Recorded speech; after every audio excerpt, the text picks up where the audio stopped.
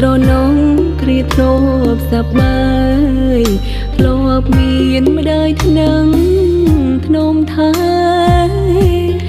តែពេលនេះអ្វីគ្រប់យ៉ាងផ្លាំងប្រែ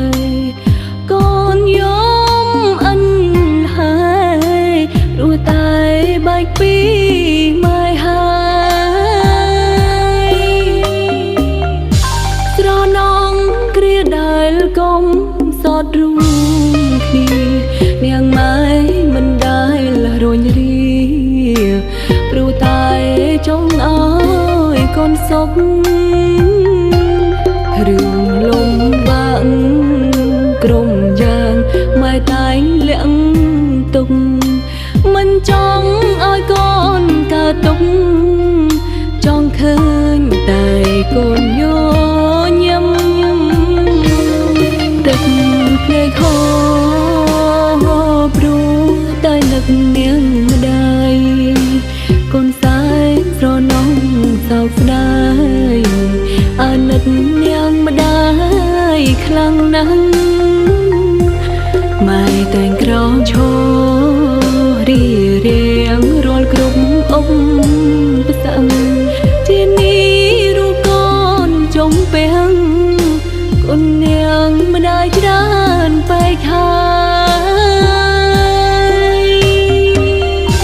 បើសិនវេលានឹងអាចត្រឡប់កូននឹងអបម៉ែឲ្យជាប់មិនឲ្យរបូ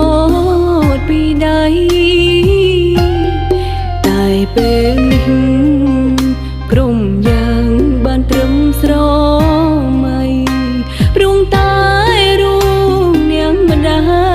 យឃ្លាតឆ្ងាយឃ្លាតគ្មានថ្ងៃជួប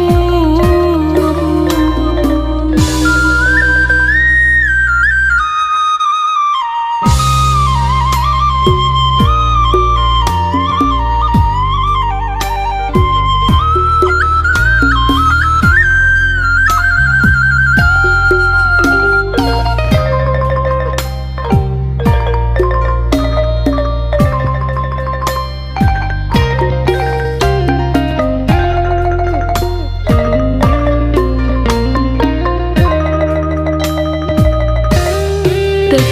ភ្នែកហូរព្រោះតែនឹកនាងម្ដាយកូនសែនស្រណងសោកស្ដាយអាណិតនាងម្ដាយខ្លាំងណាស់ម៉ែតែងក្រោមឈររៀបរៀងរាល់គ្រប់អុក